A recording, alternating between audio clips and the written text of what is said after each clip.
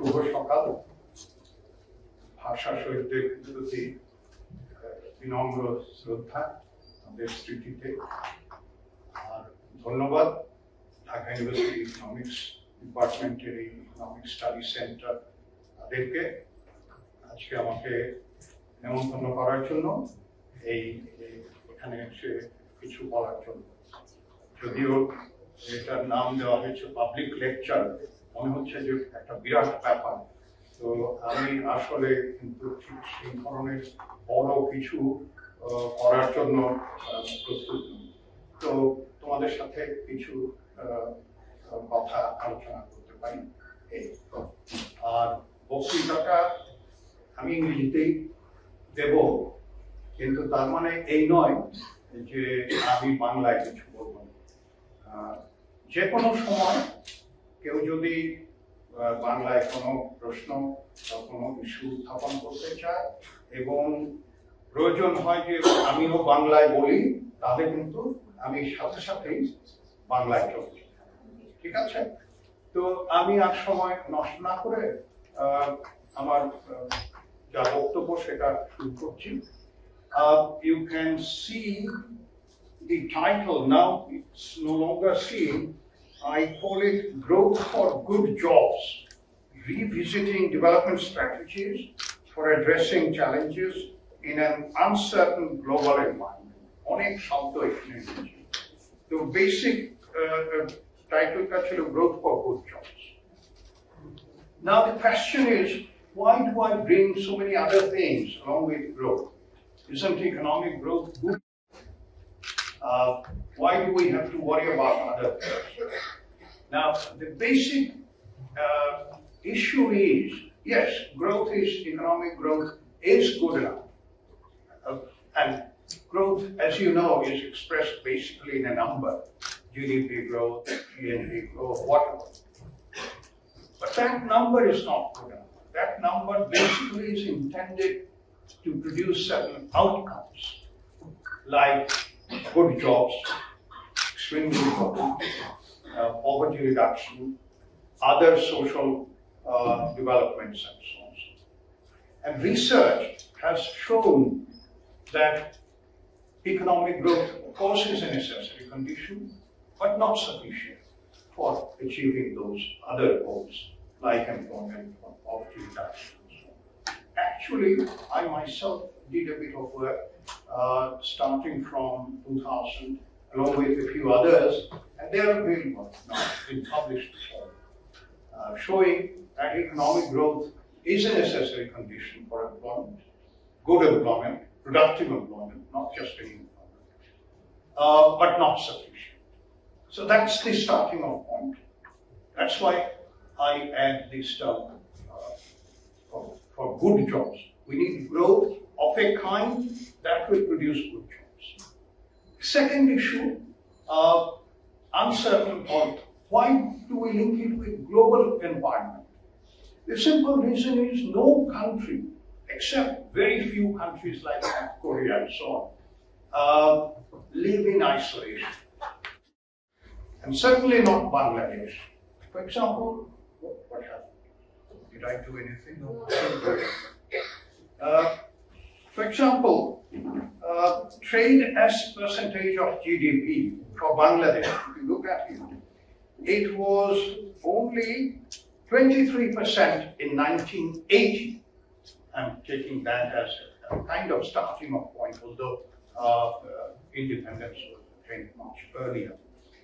But it went up to 48% in 2012. So you can see how much the economy of this country became linked to the global economy.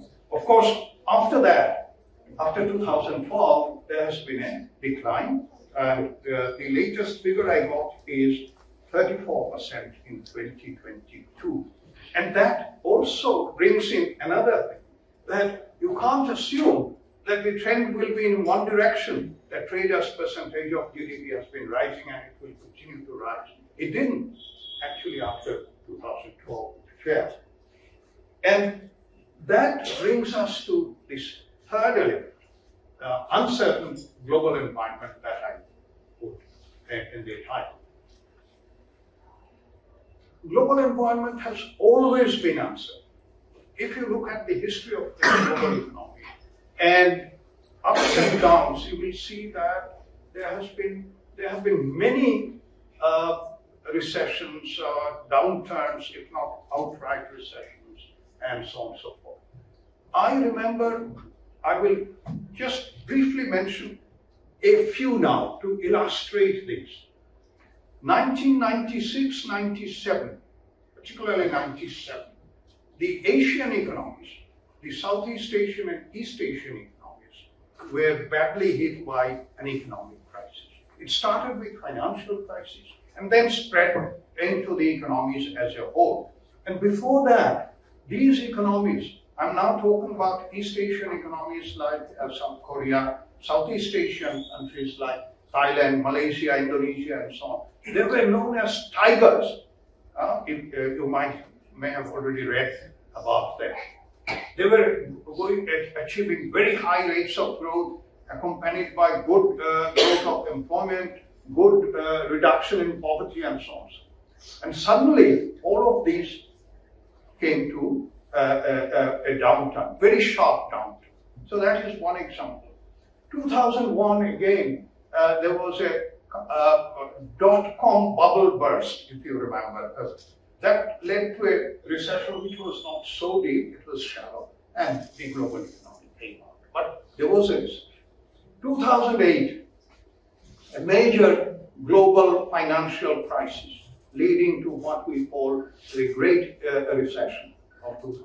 So these are just a few examples of downturns, uncertainties, crises at the global level. If you look at the individual country level, you can cite many. And then came the pandemic, the most recent, and the sharp economic slowdown that we saw in the global economy, in the economies of various countries, and so on. So these things generate a lot of uncertainty in the global environment, and that affects the countries. So we have to take them into account in any analysis, policy making, whatever you want. And the other element that I would like to add is technology. Technology changes, and you know we have gone. The world has gone through several industrial revolutions. First, second, third, and now currently you will hear, or you must be hearing, a lot about the fourth industrial revolution, driven by artificial intelligence and so on. And the latest, particularly from, if I remember, end of 2022 and early 23, is a development called ChatGPT. You may be using that already. I'm told, I've not tried that. It not only solves analytical issues, it could even write a poem for you. Beauty of sunrise or sadness of sunset. You can try and see. And we don't know where these will lead us to. That is the main issue. They are good things, but they create uncertainties. Uncertainties in the global environment as well as at the country level. So that's why I thought we need to keep all of these in mind when we talk about growth, employment, poverty, whatever the issues are. Here I listed a few issues that I will talk about today. I will go straight into the outcome of growth. Now I'll talk about Bangladesh, outcome of economic growth in terms of employment, labor market issues, and so on. And talk a little bit about what I call old issues and new issues. There are some issues which have been there with us for decades now. And add to that, there are new issues coming up because of the factors that I already mentioned. And then I will talk a little bit about macroeconomic policies. Actually, when I was approached for this lecture, I was it was suggested that I talk about macroeconomic policies. Now I still see that expression for solving labor market issues. I'm not going to say anything that will solve anything. Okay, so I decided that let me be on the safe side and say a few things in general terms and talk about education, skill development, and so on. And finally, they need to revisit and a kind of contour of the direction in which we could think of revisiting. I'll go through a few slides very quickly because these are data you probably have come across, but I just wanted to remind you why we talk about the linkage between growth and employment. Growth has accelerated in Bangladesh. You can see that, except, of course, the last couple of 2020, 21, 2, and so on. And the growth of employment, it fluctuates. It doesn't track GDP growth. And the next slide, actually, I show what we call elasticity of employment with respect to GDP growth. I hope I don't need to explain how this is calculated.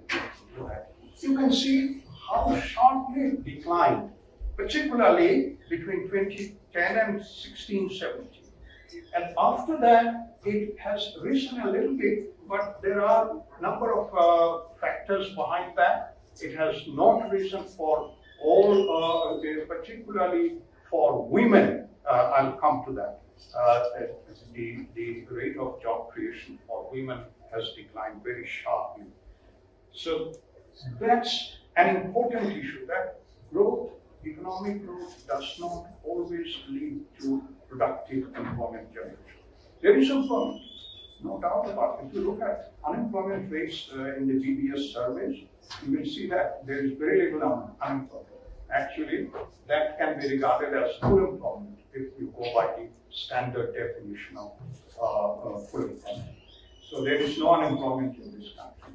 The basic issue is what kind of jobs are being created. Second, very important issue, in an economy like that of Bangladesh, dual economy, you may have read about this in development economics, dual economies with surplus. In that kind of an economy, what do we expect when growth takes place? When growth takes place, we expect structural change, both in terms of output and in terms of employment. People are expected to move from low productivity traditional sectors to higher productivity traditional sectors, mainly from agriculture to industry and services. So what has happened? Up to 2016, it was proceeding, not at a very impressive rate, but it was going on.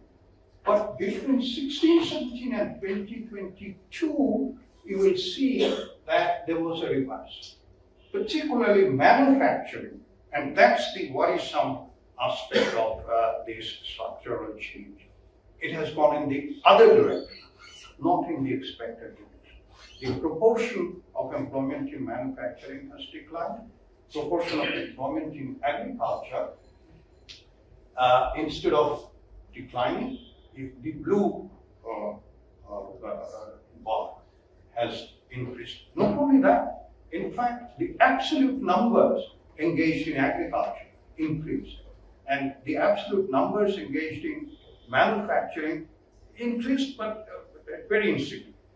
So that's a very worrisome trend. In fact, it's a reversal of trend. And that opens up an important question, which you may have confronted in development literature. A term that is occasionally used, I think Danny Roderick developed this, de-industrialization, going in the opposite direction. And when it happens in a country like, in an economy like Bangladesh, where there is still surplus labor, we would call it premature deindustrialization. So this particular trend, after 16, raises that issue, whether we are seeing, I'm not going to give you a final judgment, but it raises whether we are going to see premature deindustrialization. In fact, on this slide, I have put together a few figures. Between 1617 and now, 2022, only 84,000 jobs were created in manufacturing. That's very little. And in fact, one important aspect, the main manufacturing industry which creates jobs, ready-made garments, there it's basically stagnating. Job creation in the ready-made garment industry. And another important factor, number of women, because if you remember, this sector, this industry started, when it started, almost 80–90%, I don't remember the exact figures, of total employment was women. And now it has gone way below to something like 50 or so. And the number of women in the industry is declining. And whether these are signs of premature deindustrialization. Other worrisome trends. Female labor force participation. I have I think I have a slide to show this. Female labor force participation. I have shown this separately for rural and urban. You can see the brown line shows the urban. After 2010, it has been declining. But in rural areas, it has been rising. Now, that may be a good thing, but the basic question remains whether that is really a good thing, the rise in rural areas, or whether most are actually getting engaged in low productivity, family work, and so on and so forth. If you go into the details of the labor force survey data, I looked into that. It looks like that is what is happening in the rural areas. So that rise is not a rise in real good jobs with high productivity. Okay, it's just some increase. Another very worrisome trend. I haven't put together figures. Real wages are declining. Real wages have been declining even during period of high growth before the pandemic. And the last 2 years, at least 24 months, I have been looking at the VBS figures of inflation and growth in money wages. I haven't calculated the real wage figures as such, but you don't need to calculate. You can see that inflation rate is going up and money wage growth is falling behind. So the real wage growth is, real wage is falling. Old issues, if you look at the data, you will see that 85% of employment is in the informal sector. A high rate of youth unemployment. I think I have some figure. Youth unemployment, after 2010, has been rising. So that's an old issue. Another old issue, educated unemployment, and what we call need, neither in education nor in employment or training. People just marking time. I think we know this phenomenon very well. Now, let me see. This is very worrisome. Unemployment rate by levels of education. I'm sure you are worried also. For those who hold tertiary education, it's the highest. Of course, there can be a session on that. I'm not going into the details of that now. So these are some of the, what I call old issues. These are with us. They have been with us. This is nothing new. The high rate of unemployment of education. Actually, up to 2016-17, if I remember correctly, the highest rate of unemployment was for those with HSC qualification, higher secondary. Now it has gone a little further for the tertiary graduate holders. New challenges, which I mentioned already. technology, productivity, employment. In order to improve productivity in economic activities, improve technology, higher level technology, these are extremely good. But it has the flip side that at least temporarily it may lead to some retrenchment, decline in job growth, and so on. But if one looks at the longer term trends, very long term trends, at least I can see that no industrial revolution has been associated with decline in job growth over a very long time. Think of the first industrial revolution, second steam engine and so on, third the internet-based and so on. If you look at the global employment trend, there has been no decline. Of course, short term, during recessions, economic downturns, but again, it has been growth. So one has to look at these issues very, very carefully, short term versus long term, how the benefits of technology can be utilized in order to produce longer term growth of productive employment. And one thing which we may have forgotten and we may want to forget, that's the impact of COVID, the pandemic, particularly on young people, including women, and education and jobs. Again, one can devote one whole session on such issues. I think often we prefer to forget that, but I'm sure you will agree, and it has left some longer term impact on the young people on job market.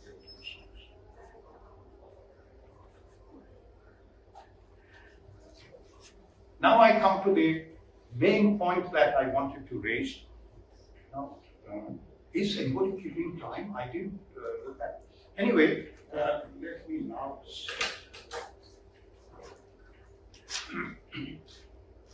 I use the term revisiting development strategy. Now I raise the question, is there a development strategy in this country? Or was there any? Of course, the answer could be yes, of course. We've always had a development strategy. My question here is, at least for the last three decades at least, ever since economic growth started accelerating from early 90s, we have seen in this country a kind of growth fetishism, almost intoxication, irrespective of the political party that is holding power. Talk about growth. It's very nice to talk about we have attained this or that percentage of growth. And in order to attain that, we provide necessary support to the key sectors that would help us attain that kind of growth. And that is what is often called crony capitalism, if you talk about economic activities outside the traditional sectors. So my question is, was there or is there a real development strategy or a kind of intoxication about GDP growth or economic growth, and some way or other we try to attain that? On one side, no, we have a strategy, we have exports, we have remittances, major drivers of economic growth. But my question again is, do we have a real export-oriented growth strategy? Do we have a trade policy that supports this? I'm not a trade expert. I can refer to a few serious pieces of work by Zaidi Sattar, for example, by Asian Development Bank in a report a few years ago, which would show that in this country, although tariff rates have declined, if you look at para-tariffs and so on and so forth, you will see that exports are still discriminated. Now, how do we achieve the impressive export growth? Because you target one or two sectors and provide targeted assistance to those sectors. And that is what I call crony capitalism. You have powerful kind of lobbies who would try to extract that kind of support, and they usually succeed because of our love for economic growth. So that is the kind of strategy we have, if you call it strategy. I would call it non-strategy of development. You support one or two sectors through what I call ad hoc measures. Provide cash incentive today, provide subsidies tomorrow for this, for that, for new market, for new activities, etc. So that, in my view, does not constitute a development strategy. The result is we have a very narrow base of manufacturing sector. If you remember, I started by talking about structural change from agriculture, from traditional to modern sectors. We have seen some of that, but basically what I call monoculture of manufacturing. One sector. If you try to do, I tried that, graphs of shares of different sectors in output or employment, you will see that one Manhattan and the rest are almost invisible along the horizontal axis. So this is the result of the growth strategy or whatever. And the other driver we often talk about, and very important driver of growth, overseas employment and remittances. Again, what is that? Basically, it started as a kind of last resort in the 70s and the 80s. And then we found that here is a golden egg, and let's try to nurture that. So you provide all kinds of support. Or first we try to regulate, if I remember, because I have a bit of memory about the history of development in that. First we try to regulate. Why are so many people going? So you create an organization, this, that, and so. Now we have seen that this is a goose that lays golden eggs. So you have to provide support in different ways. So it has come from regulation to promotion, support, and so on and so forth. But why did it happen? Why did we have to depend on this second pillar? Because it serves two purposes. Safety valve for employment, because we can't provide jobs in the domestic economy. So if 1 million people leave this country, so good for us. And it also brings in valuable foreign exchange. And this double reliance on one particular factor, again, is that a good indicator of having a solid development strategy? That's the question I'd like to make. And now I come to another important issue, macroeconomic policy. Why? Because macroeconomic policy also has very important implications for employment. Although in this country you will not hear this.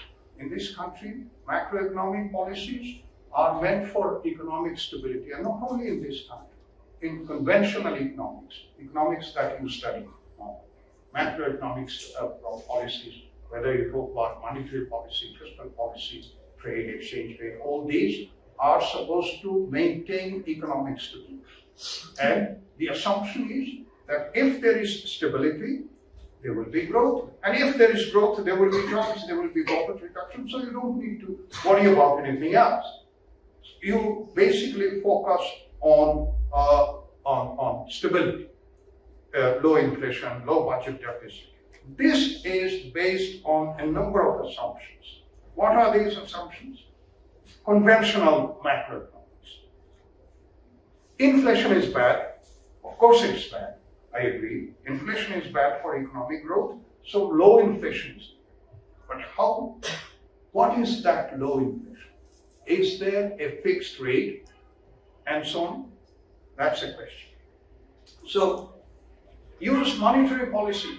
You see inflation, you kill it with monetary policy. Basically, interest rate. That has been the case in all these countries, particularly in recent years. You may have seen developed countries raising interest continuously and trying to fight inflation. And keep a tight lead on government expenditure. And overvalued exchange rates are bad, so you correct that, use market-based exchange rates and so on. So these are some of the assumptions behind that. But in reality, of course, hyperinflation is bad. But how much inflation is bad, there is no theory of that. And in fact, there is a bit of literature. I have to, again, publicize a bit of my own work here. But not only me, there are others who have worked. And in fact, someone who worked with me, another Islam, will be coming to the city, if I remember, soon. And Islam and Islam 2015, there is a book called Employment and Inclusive Development by Routledge. If you want to get summaries of debates on the link between inflation and economic growth, there are chapters in that book. Again, it's not my field, but nevertheless, I ventured into it, looked at some data, and wrote an article, got published in 2018, where I show that the link between inflation and economic growth, link between budget deficit and economic growth in these countries, Bangladesh, India, Nepal, Sri Lanka, hardly exists. So again, I'm not going into the details. Same about budget deficit. So one has to question these conventional wisdoms and see where we can go, how we can go there. If you look at specifics in this country, of course mistakes were made, as I say, in macroeconomic policy making. We kept interest rate fixed, we kept exchange rate fixed for quite some time, when other countries in the region like India, Vietnam, they were kind of depreciating, adjusting exchange rates. We kept our exchange rates fixed, and now we know what is happening. So we don't do practical things also seriously, like estimating, projecting demand and supply of various goods and so on, and taking measures accordingly.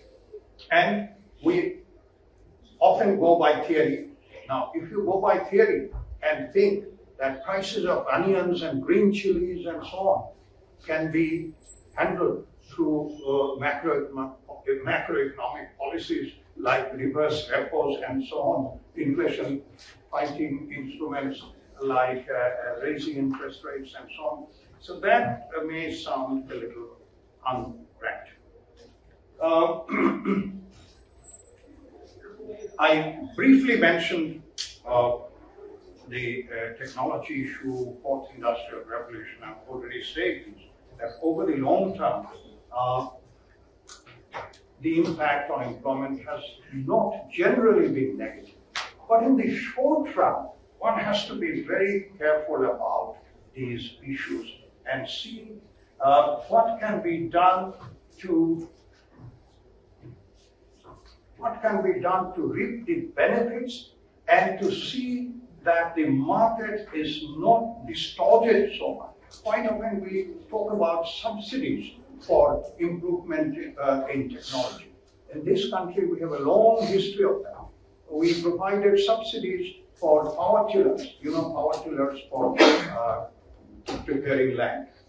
Of course, that may have been a good thing because of shortage of draft power and so on and so forth. But whether it will be a good thing to subsidize the use of robots, for example, irrespective of the implications. These are issues that need to be debated. I'm not passing a judgment. On education and employment, number of questions. As I showed, there is a very high rate of unemployment of the educated, and at the same time, you will hear about skill shortages. So where are the issues? Where are the problems? There has been, in my view, mindless expansion of general education. And one needs to, of course, one can ask the question, is education basically or fundamentally aimed at the job market? Don't I have a right to study philosophy, for example, or literature, for example? Do I have to study only for the job market? So these are issues that need to be talked about, need to be discussed. And the uncertainties that technology creates, that needs to be kept in view. And we need to see how we can prepare ourselves to meet such uncertainties. We don't know what will come tomorrow. So one needs to final, just a few more minutes. When we talk about revisiting development strategies, we start, at least I start with this basic question. Do we need a development strategy, or we can continue like this? No. Outcome of this approach, business as usual, what I call non-strategy. You will see a repeat of what we have seen. When there is tide, the going is good, the global environment is good, we can benefit from that high tide. When there is high tide, all boats go on. And when there are difficulties, we can blame others, that it's because of this, because of that, and muddle through that difficult time. Okay? So you basically hold your breath when you are in a kind of turbulent sea, and wait for that to go. Okay? Or in a sandstorm, you put your head down. So will you continue with that? Or you want to do things differently? And the alternative is to formulate a real strategy. What could be that real? What could be the contours of that real strategy? One could say that these models have become old. We talk about all these development models, Lewis model or dual economy models, which I had referred to at the beginning. We want to see structural change from a traditional model. We have seen the East Asian model, for example. East Asian countries attained good growth, not just economic growth, but also employment, poverty reduction on a fairly sustained basis. Now, there is a view that these models are no longer applicable in the current day world because the environment has changed and it is going to change further. Yes, of course, I'm not suggesting that the dual economy models in their original form or the East Asian economy models in their original form can be applied, can be transplanted and applied here. No. It's simple. There are a few very simple reasons. The East Asian model, for example, relied basically on cheap labor. But that doesn't mean that there was wage suppression. If we look at the trend in real wages in all these countries, be it Indonesia, Thailand, South Korea, real wage did not normally decline. Real wage tracked productivity increase pretty closely. So that way, there was no kind of maltreatment of workers. But there was a very important aspect which we can't repeat in today's world, workers' rights, the environment in which workers will work, and so on. So that's an important change that has taken place. One needs to keep these changes in technology. If you look at the history of 60s and the 70s, the kind of technology used by a country like South Korea. And yet they were able to export. You can't do that anymore. You have to adapt modern technology and so on, and with possible adverse effects on employment.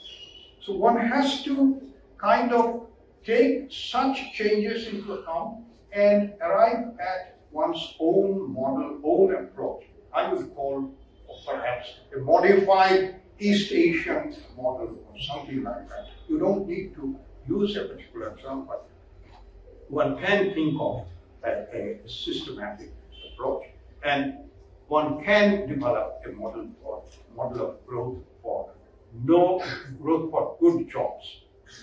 And in that, at least I would strongly emphasize the importance of industrialization.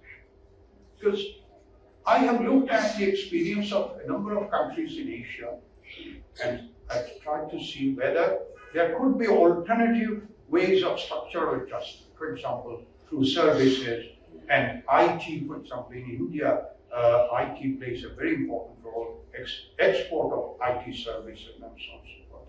Again, I have shown with some data that yes, it's extremely important, it can be important, but without manufacturing, it's very difficult to think of massive increase in employment in the modern sectors. That is the conclusion that I derived by looking at the experience of structural change in these countries. So we need to have industrialization. There is no real viable alternative to industrialization, and trade policy really needs to be geared towards a full-fledged export-oriented industry. And informal sector needs to be attended, because if you look at Bangladesh, for example, India also, 85% are still in the informal sector. Some are micro, some are small, medium, and so on and so forth. So one has to look at how productivity and job quality. Macroeconomic policy, again, you must have already realized that my approach would be to get out of the conventional framework and see what would be pragmatic for a country like Bangladesh. Particularly if you want to achieve the twin goals of growth and employment. By the way, I looked at the website of Bangladesh Bank and found that among the goals, productive employment is mentioned there. I don't know whether the current management also knows this. And if you look at the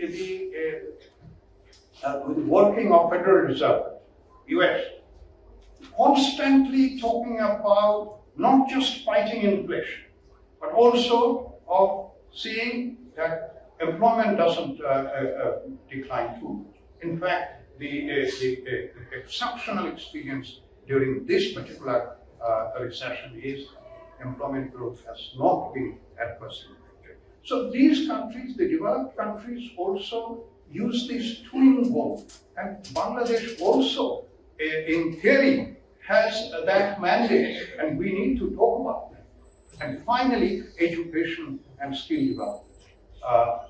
There we need to do a lot of work for raising the capabilities, not just for preparing people for the job market now. We often talk about that, that what we produce is not quite geared towards the job market. Also important would be to prepare them to face uncertainties. Today, the job market needs this, but tomorrow it may be different.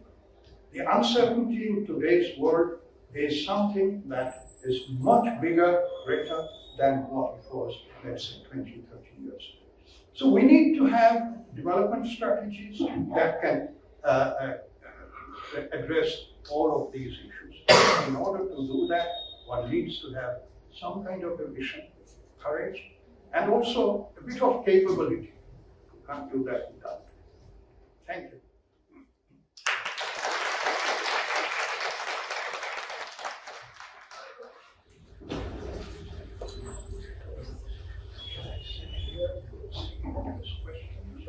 Shall I sit here or?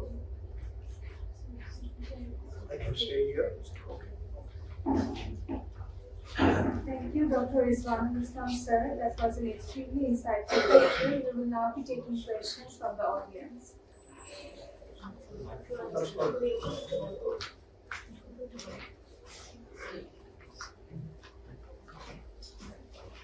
We will now be taking questions from the audience.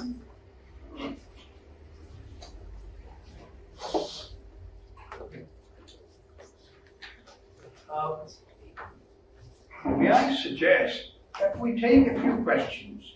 Given my memory, and it's fake on a downward trend, so I would like to give notes of a few questions, say 2, 3 at a time, and then address them, and then again. Okay, is that all right for you? Okay, rather than one-on-one.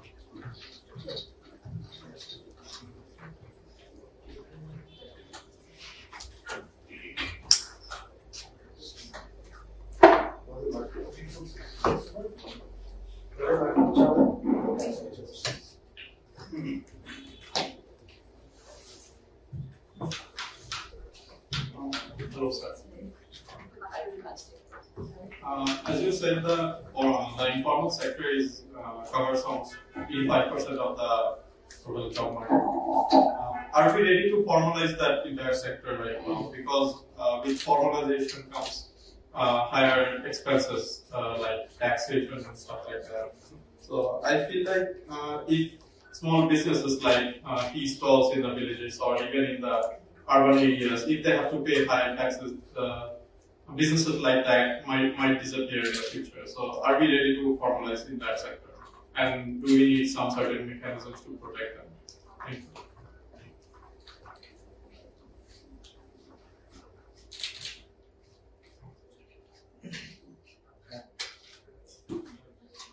Any other?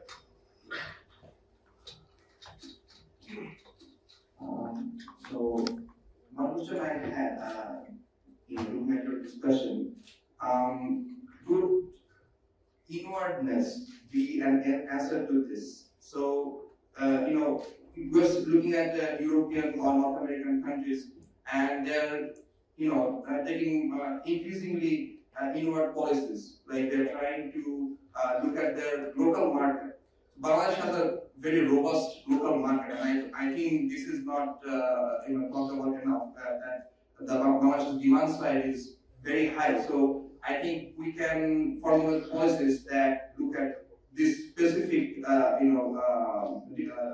local market-based, policies, labor policies. Another thing I wanted to know was, in the context of fourth industrial revolution. So, you're talking about artificial intelligence. So that is in my opinion, it is a very potential job killer in terms of formal jobs mostly. For instance, you're talking about how ChatGPT will write a poem, and not only that, it can write huge reports, essays. It could analyze data for you, and and these models are getting better and better every day. And it is also they are venturing into creative industries, making videos, photos. So these type of jobs are kind of under threat. So in case of Bangladesh, we are seeing a huge growth in software making and these technical sectors. So how can we shield our growing industry from this kind of threat?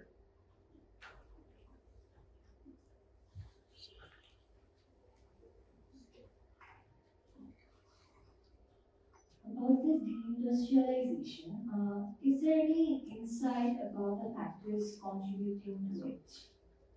Sorry, taxes? Like the factors that is like causing the deindustrialization. Is there any insight to it? Like why it's happening and what could be the future of it? I'm not sure I got this question. Can you repeat this question, please? It's about deindustrialization. Deindustrialization.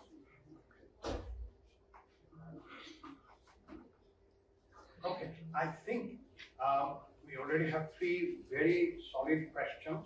Before we go to the next round, can I address these 3 first and then go into the next? I have to say, I consider the first question to be a ghost following me from the ILO times. Formalization of the informal sector. I hope there is someone else from the ILO here. You are there? I'm from the ILO? Okay. This is an expression which is very widely commonly used in the ILO. Now, you already pointed out one or two pitfalls. Shall we start imposing taxes now on? You can't hear. This is not working. Hello? No? Okay. Maybe I would be. Can you hear me without? Okay. Now, will you start taxing this vendor who sells jhalmuri? So I suppose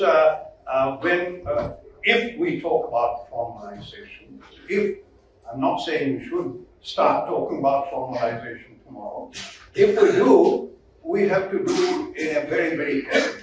We have to define what we mean by formalization. Is it only taxing, or are there other aspects of formalization as well? Raising productivity of activities in the informal economy, providing social protection, for instance. So all of these should come in a package. So that will be my brief answer to this, but doesn't mean that the discussion stops here. Inwardness, local market. Of course, Bangladesh, in fact, Bangladesh has a population of 170 million people. And even if half of them start buying things, you can think about the size of the market. But you think about 7 billion people in the world. So that would be the difference. Of course, I think I've said this before. Surely we can't forget that $7 billion market. But we also don't need to depend entirely on that. And the reason I talked about the informal, micro, small, medium, and so on, this is a reality in this country. So we have to talk about what I call walking on two legs. We need to exploit the external market through an export-oriented open economy, and we also can exploit and reduce vulnerability that way to the uncertainties of the global economy. AI, potential job killer, certainly, as I say, if you remember the Industrial Revolution, where spinning mills started, and a group of workers went and started smashing the spinning machines. So that's the kind of immediate reaction that you get, that these machines will destroy our jobs. But these machines destroyed some jobs, and other jobs were created. I remember a machine called cyclostyling machine. Have you heard this term? Cyclostyling. Is there anyone in this room? You haven't even heard this term. Okay. There used to be a machine using which we could reproduce papers. Like I type a piece of on a particular type of paper, and that machine could churn out multiple copies. So, like if we had to produce a working paper, 100 copies, not much. And we don't want to print for discussion. So 100 copies you churn out and bind them. So that machine existed even in the early 80s. I think up to the mid 80s I used that. Now when when photocopying machine came, that went out. Another example, there used to be a skill called stenography. Have you heard this term? Stenography. Typing. I could dictate to someone, or there used to be machines where I could dictate my things, and give it to the secretary next morning and so on. All these are gone. You haven't even heard of these things.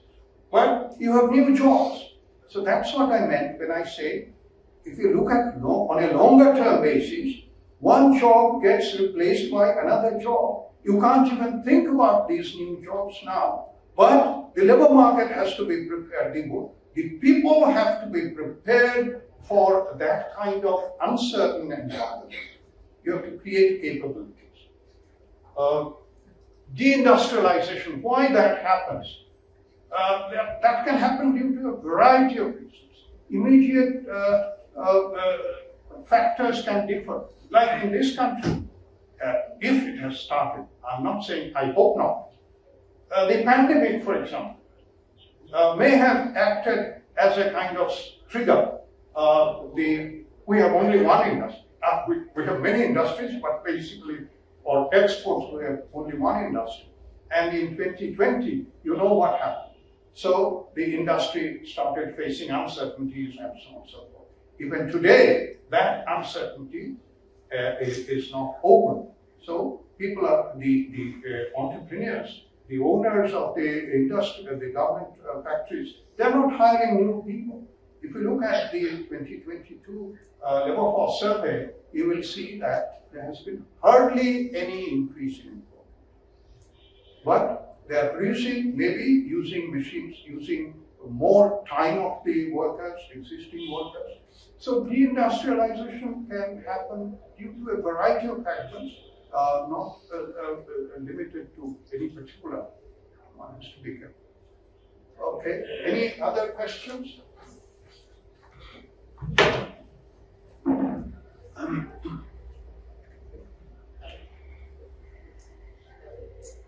You can say, let me see if I can hear you. So this is Asad Jawad. I work for the Daily Star as a reporter. I will ask two questions for you. The opposition stated in this public lecture title, growth for good job. What do you mean by good job? We have already mentioned that the unemployment rate is very high in the tertiary level. Do you think that this expectation of a good job is contributing to unemployment rate in Bangladesh? And another question is, what should the government to change the unemployment definition? Okay. Any other question? Okay. I hope these two or another. And if I may, is there a time limit today? Can I suggest one? Yes. 12:15? Yes. Is that okay? Yes. Not unfair? Okay. So up to 12:10, perhaps we can take questions. Okay, please. If you permit, sir, can I continue in Bangla, sir? Sorry, Bangla. অবশ্যই। Sir, আমরা বর্তমানে যে বিশ্ব, সেখানে আমরা সবাই এখন ইকুয়ালিটির কথা বলছি, ডিসক্রিমিনেশন ফ্রি সোসাইটির কথা বলছি। স্যার, এই সময়ে দাঁড়িয়ে কমিউনিজম কি একটা সলিউশন হতে পারে, নাকি এটা পুরোপুরি ইউটোপিয়ান একটা ধারণা বলে মনে হয়?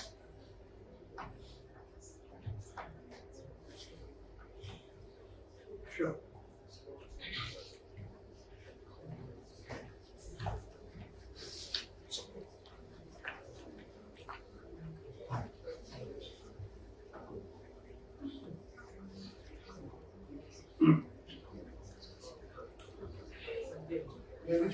আমি আপনাদেরই বলি। আচ্ছা, আমার এই প্রশ্নটা হলো যে আপনার আগের প্রশ্নটার সাথে কিছু একটা রিলেটেড আছে। কারণ আমার প্রশ্নের জিনিসটা হলো যে আপনার ইজ এডুকেশন আন্ডার ওভাররেটেড, মানে আপনার যে এখন আমরা আমার পয়েন্ট হলো যে আপনার ধরেন আপনি 4 বছর বা 5 বছর গ্রাজুয়েশন করে যদি আমি জব মার্কেটে ঢুকতেই যদি না পারি আর কি, কারণ জব মার্কেট হলো স্যাচুরেটেড, একটা জব পোস্টের জন্য 10 জন দৌড়াই, তাই নাকি এই এডুকেশনটা করে লাভ হইল নাকি আমাদের কি গভর্নমেন্টের আরো উচিত আপনার ইউনিভার্সিটি এডুকেশন থেকে একটু ফোকাস সরিয়ে নিয়ে অন্য জায়গায় করতে, মানে বেস্ট ফরমাল যেগুলো ওইগুলোতে বুঝে গেছি।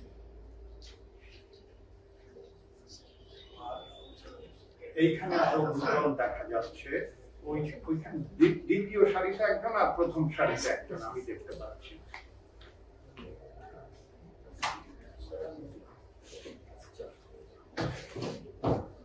Sir, when it comes to the adaptation of frontier technologies and the new types of jobs that are going to be created, OECD nations have an inherent advantage compared to underdeveloped nations and developing nations like ours. So, wouldn't this actually lead to a rising inequality? And wouldn't the developed nations benefit more from these opportunities? So, would in the long term would this play a beneficiary role for us in the long term? Thank you. এইখানে আরেকটা ছিল, আর ওইটা যদি শেষ প্রশ্ন হতে পারে I would be এখানে একজন ছিল আর ওই পরে শেষ you will be the last. এইখানে ছিল আর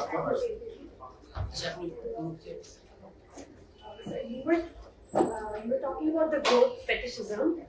So do you think it's a very recent phenomenon, it's a recent trend? And if so, what do you think drove politicians or policymakers in the earlier times in terms of their development strategies? How was it different? Take a শেষ প্রশ্ন, if you don't mind. Even if we have only one industry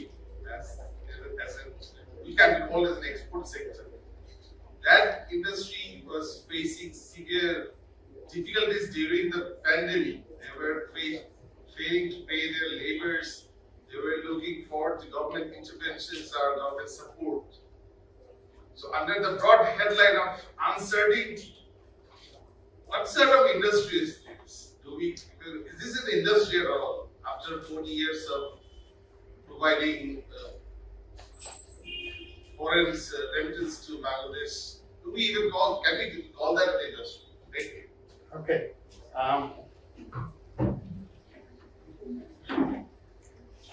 আমি একটু তাড়াতাড়ি বলে যাব, হ্যাঁ, সংক্ষেপে সবগুলোর উত্তর, কারণ এতগুলো প্রশ্ন কিন্তু কোনোটাই আমি বাদ দিতে চাচ্ছি। Good jobs. What do we mean by that? I would basically say productive employment with good returns, good earnings, and protection, social protection. You don't need just jobs, but also something for future when I will not be able to. যেমন আমি একটা ভালো চাকরি করেছি বলেই এখনো খেয়ে পড়ে বেঁচে আছি, এই রকম।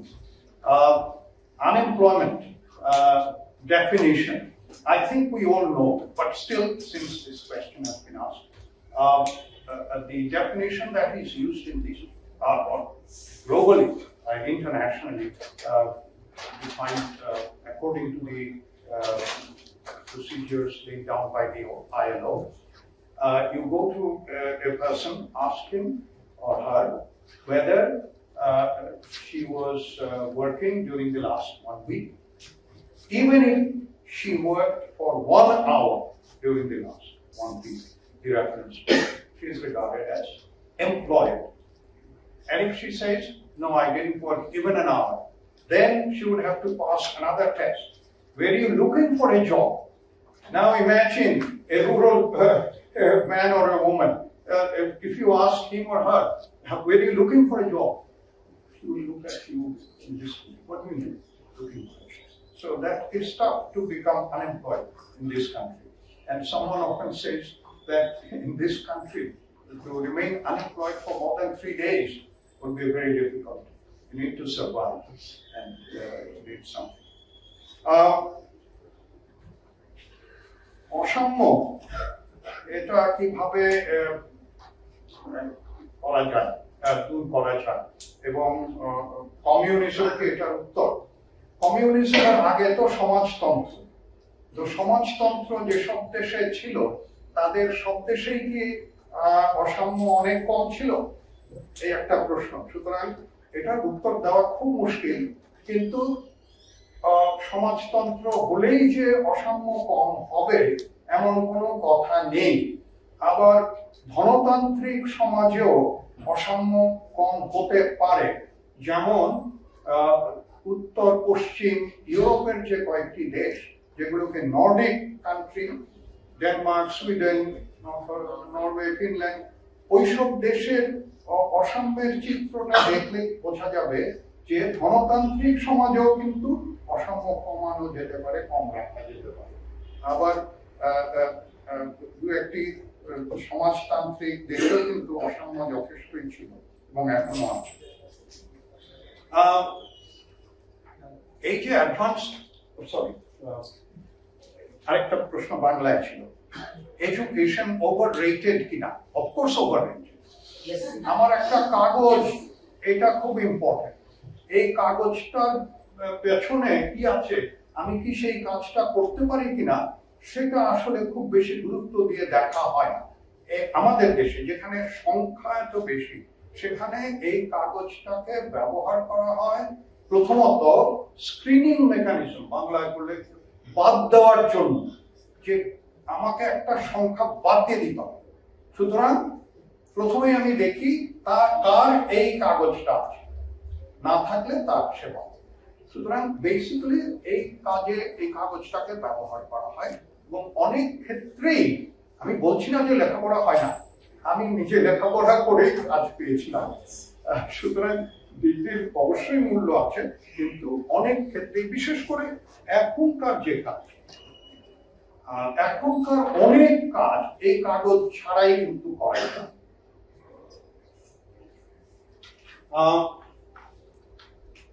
Possible impact of frontier technology or advanced technology. Yes, of course, developed countries always have and will continue to have advantage.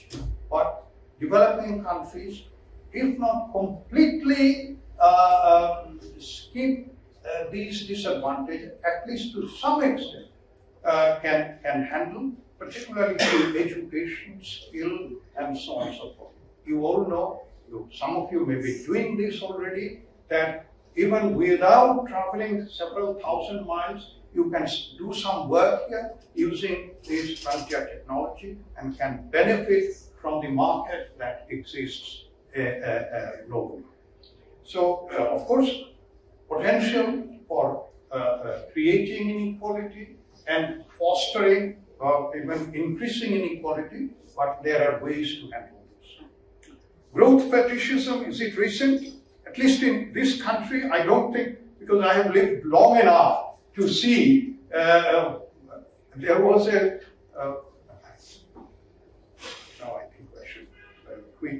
So my brief answer is, I have seen it for decades, not just recently.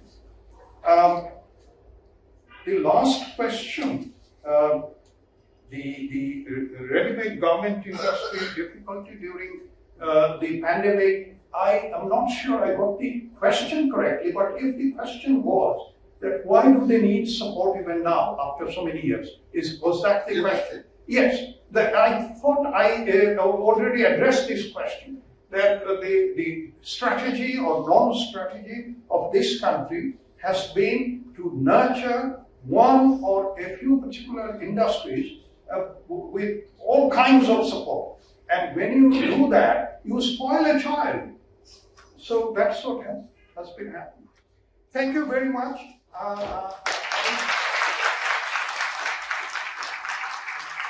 আমি অত্যন্ত আনন্দিত হয়েছি যে এখানে আসতে পেরেছি।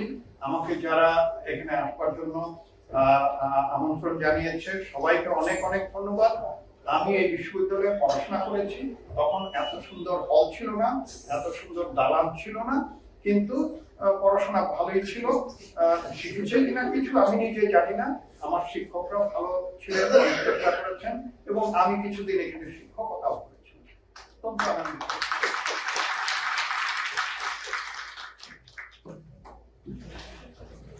That was a very interactive question and answer session. I would sincerely like to thank Dr. Rizwan sir for honoring us with his knowledge and expertise and making the session meaningful.